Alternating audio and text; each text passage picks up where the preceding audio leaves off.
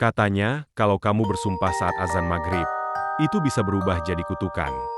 Dua anak kecil terlihat berjalan tergesa di jalan setapak. Adi dan Saman selalu terlambat ke sekolah. Karena itu, mereka sering dihukum guru mereka, Bu Woro, yang terkenal galak dan suka memukul murid. Bu Woro dengan wajah marah, berdiri dengan penggaris panjang. Adi dan Saman menunduk, tanpa ketakutan. Suatu sore karena kesal, Adi berkata, "Andai Bu Woro mati aja." Dan kalimat itu keluar tepat saat azan maghrib berkumandang. Mulut Adi terbuka mengucap sumpah, lalu seketika azan terdengar. Langit berubah gelap, angin berhembus kencang. Keesokan harinya, Bu Woro ditemukan meninggal di ruang kelas. Matanya melutu. Tangannya menunjuk ke arah papan tulis, ada tulisan darah, "Jangan main di waktu maghrib." Tubuh Bu Woro tewas mengenaskan. Tulisan berdarah di papan tulis. Setelah itu, teror mulai datang satu persatu. Ayu melihat bayangan Bu Woro di jendela rumahnya. Sama mendengar suara ketukan di bawah tempat tidurnya. Padahal tak ada siapa-siapa. Gambar rumah gelap. Jendela dengan siluet menyeramkan. Lalu Adega. Semua bermula dari satu kalimat kecil, di waktu yang salah. Tapi pertanyaannya, siapa yang sebenarnya memanggil arwah itu? Tatapan mata Adi yang berubah gelap, seolah ada sesuatu masuk ke tubuhnya. Layar gelap. Ayu yang mendengar suara itu.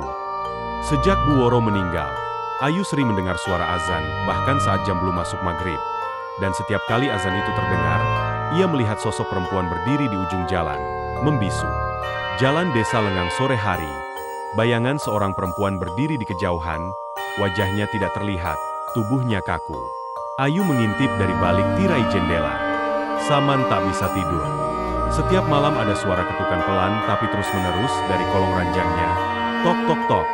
Saat ia berani mengintip, tak ada apa-apa. Tapi saat bangun, kakinya dipenuhi bekas cakar hitam. Kamar gelap dengan cahaya bulan masuk dari jendela. Saman je me tarde mes mécaniques sélimut, mata mangara ke kolon. Adi mulai berbicara sendiri. Ia suka duduk di dekat sumur tua di belakang sekolah. Kata warga, sumur itu dulu tempat seseorang bunuh diri. Seorang guru juga, tapi kini Adi mengaku sedang diajar oleh Bu Woro setiap sore di sana. Rahasia sumpah maghrib. Ayu dan Saman mencari jawaban ke Pak Rifai, penjaga masjid tua. Ia bilang, sumpah saat azan maghrib itu bukan main-main.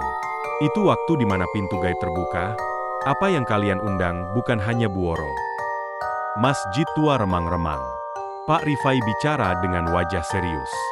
Di belakangnya, hiasan kaligrafi yang sudah tua mulai berdarah perlahan. Adik kini hanya tertawa. Matanya tak pernah berkedip. Tubuhnya mulai kurus. Ia suka menulis dengan darah ayam di tembok kamar. Tulisan terakhirnya, "Aku bukan Adi." Dan azan itu bukan panggilan surga. Kamar gelap. Tembok penuh coretan darah. Adi duduk di lantai dengan senyum miring, mata kosong. Di tembok, tulisan merah, "Aku bukan Adi." Ayu dan Saman tahu, jika mereka tidak menghentikan ini sebelum maghrib berikutnya, maka bukan hanya Adi yang akan hilang, tapi satu desa akan dikutuk selamanya. Tapi, bagaimana caranya membatalkan sumpah? Jika yang datang bukan hanya arwah, tapi jin penjaga waktu. Latar masjid saat senja. Siluet makhluk besar hitam dengan tanduk berdiri di atas atap rumah.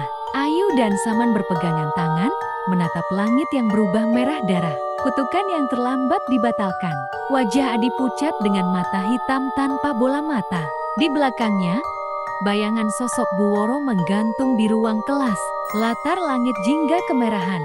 Dengan siluet azan, menara masjid terbakar di kejauhan.